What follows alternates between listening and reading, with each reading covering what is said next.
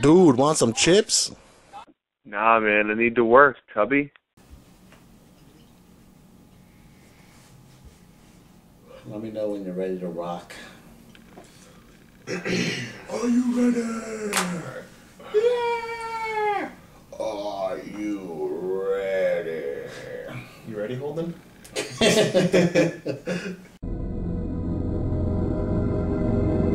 What's up, everybody? It's been a while, but we're back. DV And Riz.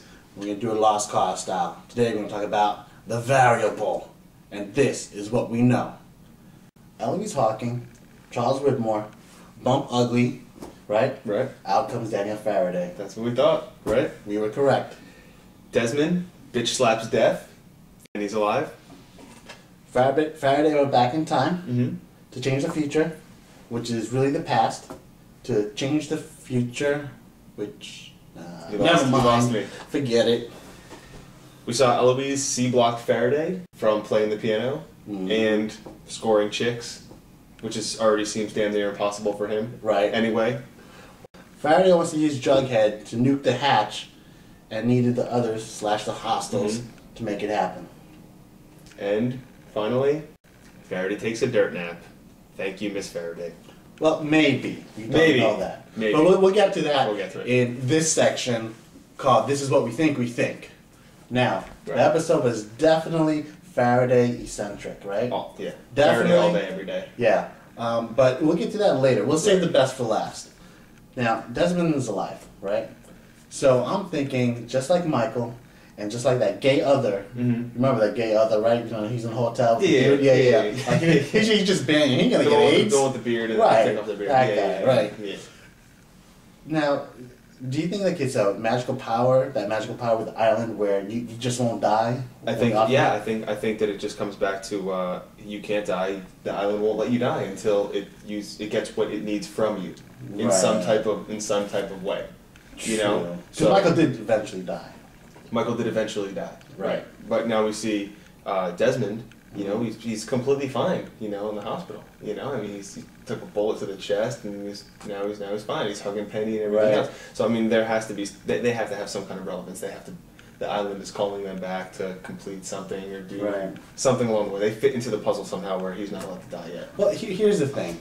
Now, Desmond's story is basically over. You know, you don't even need Desmond, brother. Yeah, but you need Penny.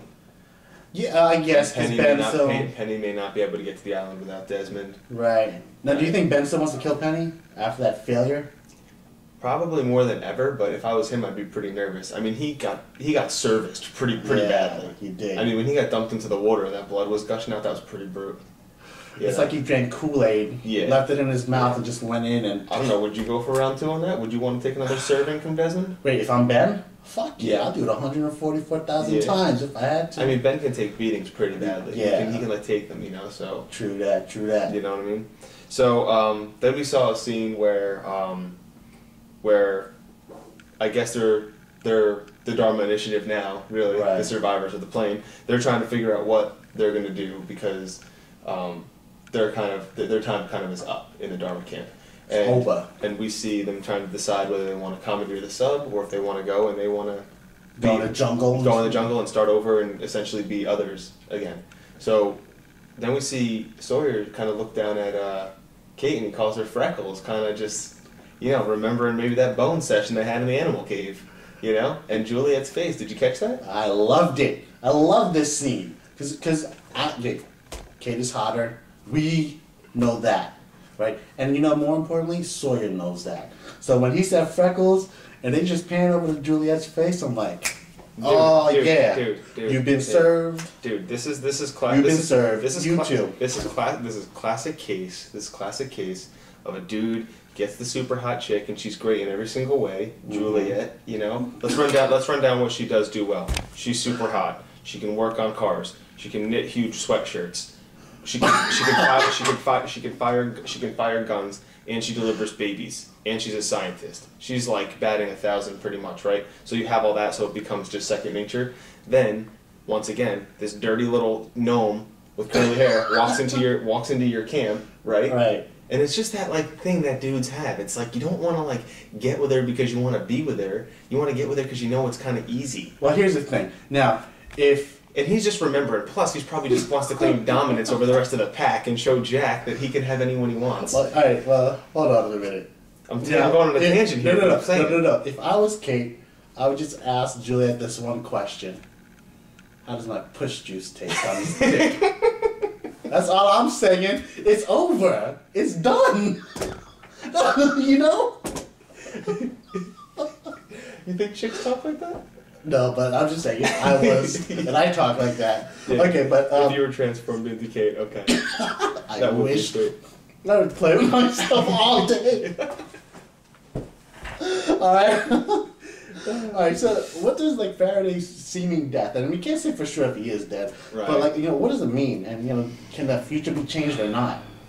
Well, I guess, I mean, he even said it, you know, because he was... When he said that when he was doing his research, you know, he spent so much time focusing on the constants and so little time focusing on the variables, right. Which are the people. Right. So he kind of let everyone know that, you know, if you're the people can free will can make their own decisions. So I mean, he may be dead for good. What that means in the future is it's hard to say, really. I mean, because he didn't really come back with any with the research that he went back and did and then came back with. Didn't really take effect, you know. So in the long run of things, the plane still would crash. All those events would still go into place, even with him being dead. Well, this is what I first thought when he died, right? And you know, it's pretty much known now that Eloise knew that Faraday was going to die, and she sent him there despite all that. I can't believe that. Yeah, well, you know, that's like, you know, mommy dear or some shit right there, but. I'm thinking, okay, you know what? Then you can't change the future. It's still cyclical then, you know, because Eloise knew that he was going to die, and he died.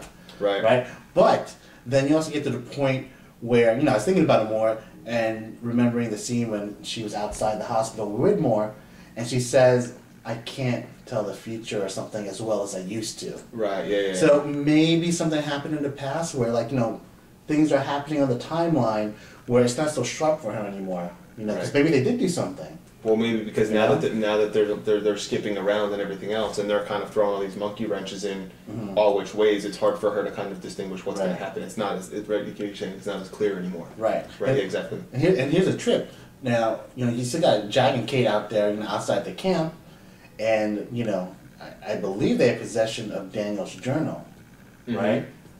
So what if they, you know, if they get caught and they just show the journal to Eloise, it's her handwriting. And boom, got confirmation that, oh fuck, that was my son. And then what? And then what happens? Do they bring Daniel to the smoke monster cave? Well, no, I don't even know if they do that necessarily, but now it's like they have credibility because what Daniel wanted was Jughead. Now, because of showing that proof to Eloise, do they give Jughead to, you know, Kate and Jack to blow up the hatch? So that hatch accident, you know, never happens because, you know, the hatch never happens, Desmond never happens to be on an Nothing island. happens. You know? If the hatch the plane never, you know, crashes. Right, yeah. I mean, you know, I feel like there's going to be some major confirmation in the next coming weeks of... well, there's only 2 episodes left. In the next 2 episodes, I guess, then, of all this time travel. I think a lot of people on the island are going to start realizing that maybe this time travel situation is real. Also, to that as well, we might get maybe some more confirmation about Albert and what his story is. I mean, he seems like he may believe the time traveling situation. Well, let me end it like this, all right? Because he said he wasn't going to shoot me. He knew that he wasn't going to shoot, so he knows what's up. Because you don't hit a girl, you know, with the eyeliner or whatnot. He was a drag queen. Of course. I believe that. Absolutely. But there's only 2 episodes left, people, which means, unfortunately, there's only 2 episodes left for The Lost Cause. But we are working on something else. Something huge. To keep the love and the laughs going with me, DV. And Riz. For now, we're out. Peace.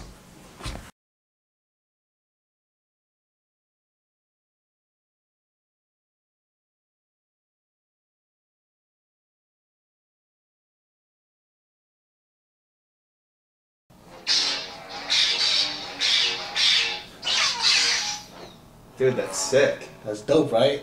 You do those people on the train ever? Well, sometimes if they're cutting off at the escalator. No, if I see someone else with an iPhone, I'm like, lightsaber battle? All right, son.